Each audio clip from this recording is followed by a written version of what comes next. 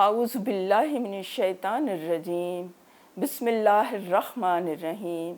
السلام علیکم ورحمۃ اللہ وبرکاتہ نحمدہ ونصلی علی رسولہ الکریم یا رب لک الحمد کما ینبغی لجلال وجہک وعظیم سلطانک رب اشرح لی صدری ویسر لی امری واحلل عقدۃ من لسانی یفقہوا قولی رب زدنی علما۔ آپ کے سامنے علامہ اقبال کا ایک شعر میں رکھتی ہوں،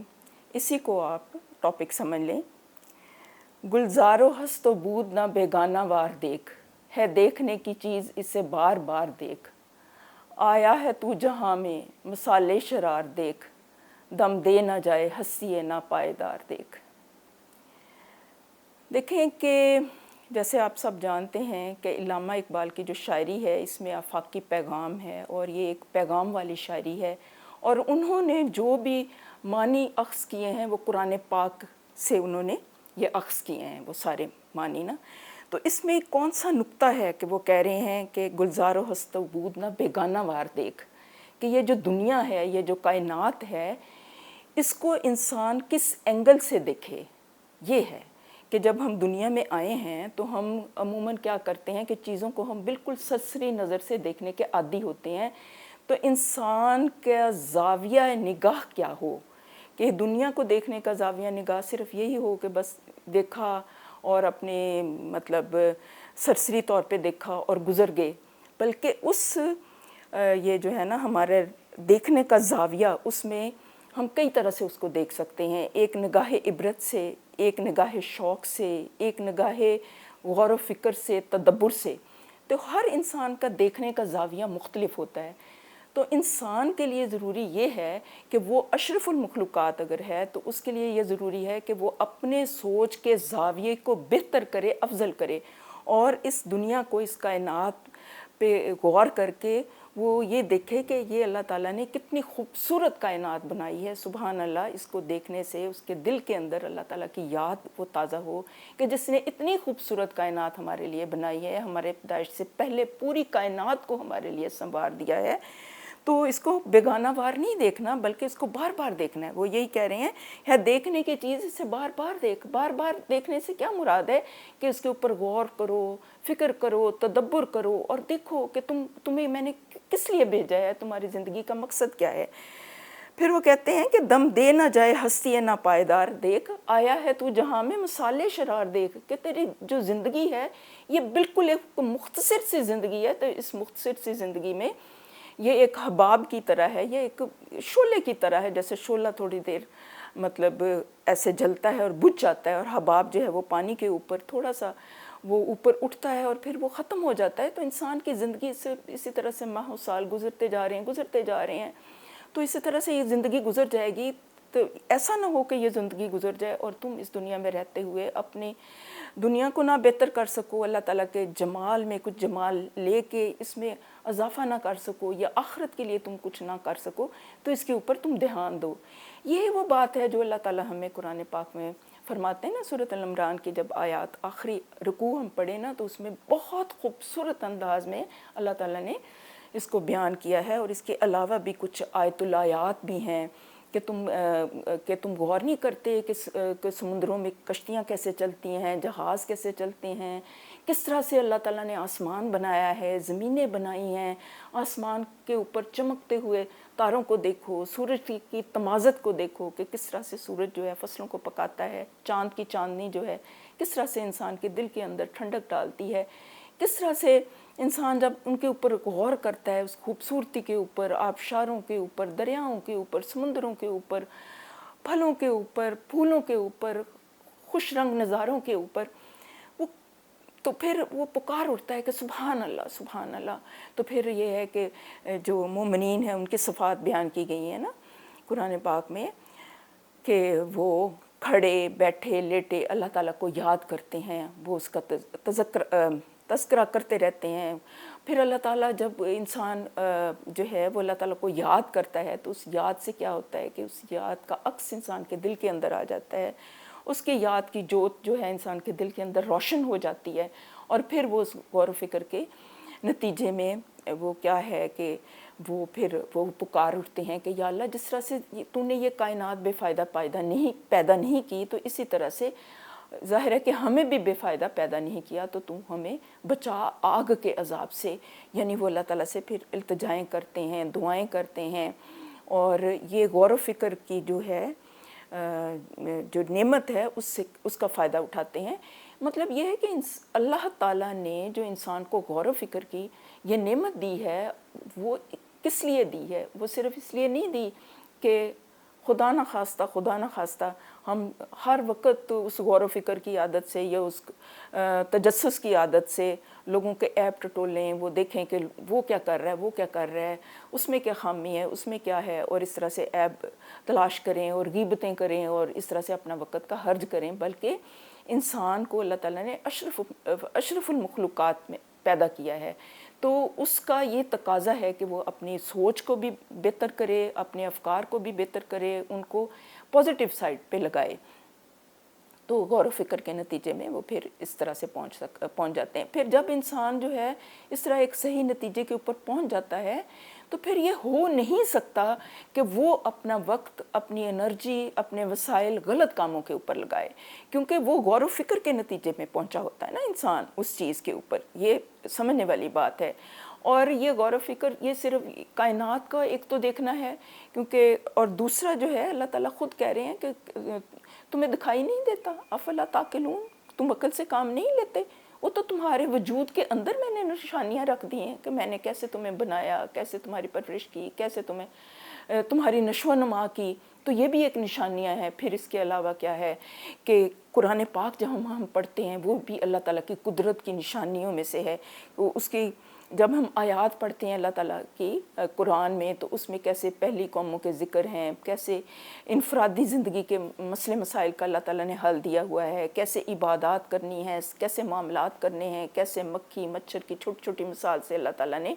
انسان کو حقیقت تک رسائی کا ایک طرح سے راستہ دکھایا ہے، شعور دیا ہے۔ تو اس شعور کو ہم نے پازیٹیو سائڈ پہ لگانا ہے، اس کو نیگیٹو سائڈ پہ نہیں لگانا، لوگوں کی عیب چینی نہیں کرنی، لوگوں کے اوپر فتوے نہیں لگانے، بلکہ اپنی طرف توجہ دینی ہے، اپنی خامیوں کی اصلاح کرنی ہے۔ اور پھر یہ ہے کہ اس کو اگر ہم ریلیٹ کریں آج کل کے تناظر میں، تو کس چیز کی سب سے زیادہ ضرورت ہے؟ وہ یہ ہے کہ ہم دنیاوی علم بھی سیکھیں اور دین کا علم بھی سیکھیں، اور اس کے ساتھ ساتھ یہ غور و فکر اور تدبر کی جو اللہ تعالیٰ نے انسان کے اندر یہ صلاحیت دی ہے، اہلیت دی ہے، اس کے اندر یہ بلٹ ان ہے، اس کو مطلب ریسرچ کر کے زمانے کے تقاضوں کے مطابق مسلمان چلنے کی کوشش کریں، تاکہ وہ ایک کانفیڈنٹ انسان کی حیثیت سے اپنا کردار جو ہے وہ ادا کر سکیں۔ اور یہ حضور پاک صلی اللہ علیہ وسلم کی بھی تعلیمات میں سے ہمیں یہی ملتا ہے۔ آپ صلی اللہ علیہ وسلم نے صحابہ کرام کی جب تربیت کی تو آپ صلی اللہ علیہ وسلم نے بھی ان کو جو زمانے کے اس وقت کے زمانے کے تقاضے تھے ان کے مطابق آپ نے پوری ٹریننگ کی تھی۔ آپ نے انہیں گھوڑ سواری کی تربیت دی تھی، نیزہ بازی کی تربیت دی تھی، یہ جو ہوتے ہیں تیر اندازی کی تربیت دی تھی، اور ہر طرح سے آپ نے انہیں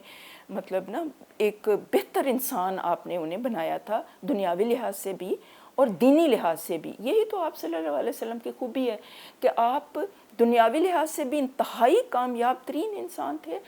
اور دینی لحاظ سے بھی۔ اور یہ والی خوبی اور کسی کے اندر نہیں ہے، کسی بھی مذہبی لیڈر کے اندر اتنی بڑی اور اتنی جامع اور اتنی ہماگیر خوبیاں جو ہیں وہ نہیں ہیں۔ تو لہٰذا ہم نے وہاں سے روشنی لینی ہے۔ اس کے علاوہ جب ہم حقائق تک پہنچتے ہیں، پھر یہ انسان کے لیے ضروری ہو جاتا ہے کہ وہ اپنے ذہن کے اندر یہ بھی دیکھے کہ اس معاشرے میں آج کل کیا چل رہا ہے۔ کوئی نیگیٹیوٹی چل رہی ہے، کتنی نیگیٹیوٹی ہے، کتنی پازیٹیوٹی ہے۔ تو انسان ایسے ہے کہ وہ زمانے کی رو میں بہہ نہ جائے کہ ہاں جی سارے لوگ تو یہ کر رہے ہیں تو میں بھی یہی کروں گا، ایسا نہیں ہے۔ بلکہ وہاں پر پھر کئی دفعہ انسان کنفیوز ہو جاتا ہے کہ پورے لوگ تو یہ سب کچھ کر رہے ہیں تو میں اکیلا یا میں اکیلی یہ کیا کروں گی، شاید یہ کوئی بکش باتیں ہیں۔ تو اس میں کنفیوز نہیں ہونا، ہرگز کنفیوز نہیں ہونا، کیونکہ انسان جو ہے نا وہ کئی دفعہ جب کسی چیز کی یلغار ہوتی ہے،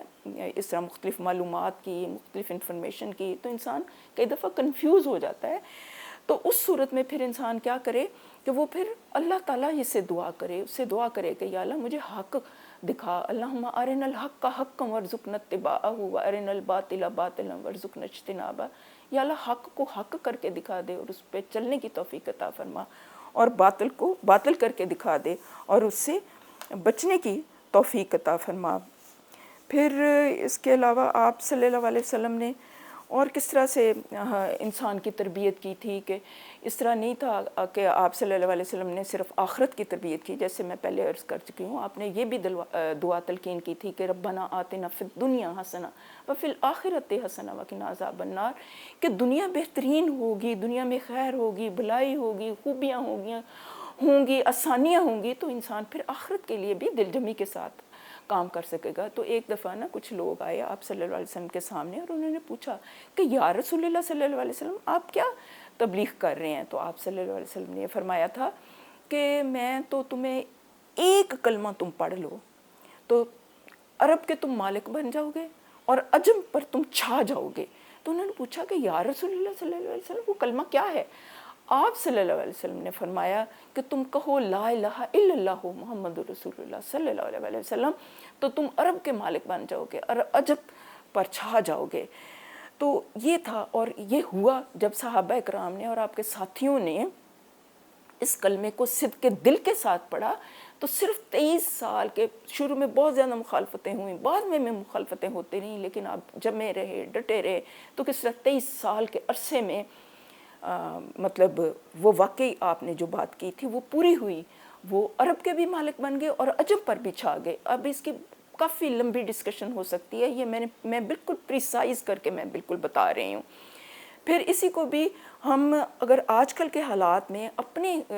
یہ پاکستان کے تناظر میں دیکھیں تو اس میں بھی یہی کچھ ہوا نا، کہ لا الہ الا اللہ کا کلمہ بلند کر کے پاکستان کو لیا گیا، اور یہ کہ یہاں پر یہ وہ سارے اسلامی قوانین نافذ ہوں گے، اس کے مطابق ہم زندگی گزاریں گے۔ تو کیا ہوا کہ کیا ہم نے وہ وعدہ جو اللہ تعالیٰ سے کیا تھا کہ ہم نے پورا کیا؟ ظاہر ہے کہ ہم نے پورا نہیں کیا۔ جب وہ وعدہ پورا نہیں کیا تو ہمارے اوپر وہ برکات اور وہ فیوز وہ نہیں آ رہے، یہ وہی وجہ ہے۔ ہاں اسلام کی ایک صورت ضرور ہے لیکن وہ حقیقت نہیں ہے۔ انسان کو فیض یا برکات اس وقت ملتی ہیں جب کہ انسان جو ہے وہ اس کے اوپر عمل پیرا ہو جائے۔ صحابہ نے آپ صلی اللہ علیہ وسلم کے حکموں کے اوپر ہو بہو عمل کیا، تو آپ صلی اللہ علیہ وسلم نے ایون قرآن پاک میں ایک آیت ہے، اس کا نام ہے آیت استخلاف، اس میں یہ بتایا گیا ہے کہ اللہ نے وعدہ فرمایا ہے تم میں سے کہ جو لوگ ایمان لائیں اور نیک عمل کرے وہ ان کو اس طرح زمین میں خلیفہ بنائے گا جس طرح اس سے پہلے گزرے ہوئے لوگوں کو خلیفہ بنا چکا ہے، اور ان کو دین کو مضبوط بنیادوں پر استوار کرے گا۔ اور پھر آگے بھی ہے کہ وہ پھر انسان کو چاہیے کہ وہ اللہ تعالیٰ کی بندگی کریں، پھر کیا ہوگا کہ اللہ تعالیٰ تمہیں حکومت بھی دے گا، تمہیں خلافت بھی دے گا اور تمہیں امن بھی دے گا۔ یہ اس کا مفہوم ہے، اس کو آیت استخلاف کہتے ہیں، سورۃ النور کی آیت نمبر 55 ہے۔ لیکن یہ تب ملتا ہے کہ انسان جو ہے اسلام کے تقاضے بھی نبھائے۔ اب انہوں نے تقاضے نبھائے تو انہوں نے یہ فیض ملا، ہم وہ تقاضے نہیں نبھا رہے، تو ہمارے لیے بھی کیا ضروری ہے کہ ہم انفرادی سطح کے اوپر بھی اور اجتماعی سطح کے اوپر بھی جو ہم نے نعرے لگا کر پاکستان لیا تھا نا، تو اس کے ہم تقاضے نبھائیں اور اسلام کے قوانین کو اس ملک کے اوپر بھی نافذ کریں۔ سب سے پہلے تو اب ہم اپنی انفرادی زندگیوں کے اوپر اس کو اپلائی کریں، پھر اجتماعی زندگیوں کے اوپر، پھر اس معاشرے کے اوپر جتنی ہمارے اندر ہمت ہے، طاقت ہے، استطاعت ہے، وہ تو کریں، اور اس میں ہر انسان اپنا اپنا حصہ ڈال دے۔ وہ کہتے ہیں نا سیانے کہ ہر فرد ہے ملت کے مقدر کا ستارہ، ہر انسان اپنے اپنے طور پر حصہ ڈالے گا تو انشاءاللہ تعالیٰ یہ فیوز جو ہیں وہ جب پھر اجتماعی طور پر ظاہر ہوں گے، جب اجتماعی طور پر ظاہر ہوں گے تو وہ اوپر حکمرانوں کی سطح پر بھی ہوں گے، پھر جب عادل حکمران آئیں گے تو پھر انشاءاللہ تعالیٰ ہمارے ملک کو بھی وہ ترقی اور کامیابی نصیب ہوگی، جو کہ آج کل کے وقت کا اہم ترین تقاضا ہے۔ اور یہ ہے کہ ہم ایمان کے اوپر مکمل یقین رکھیں، اور یقین کے ساتھ ساتھ ہمارا ایمان جو ہے وہ مضبوط بنیادوں پر استوار ہو۔ جتنا ہمارا ایمان مضبوط بنیادوں پر استوار ہوگا اتنا ہی ذرائع وسائل جو ہیں وہ زندہ ہو جائیں گے۔ تو ذرائع وسائل کے زندہ ہونے کے لیے بھی ایمان کی مضبوطی جو ہے وہ بہت زیادہ ضروری ہے۔ اللہ تعالیٰ ہمیں اس چیز کی توفیق عطا فرمائے۔ وآخر دعوانا ان الحمد للہ رب العالمین۔ ربنا آتنا فی الدنیا حسنہ وفی الآخرۃ حسنہ وقنا عذاب النار۔ वस्सलाम।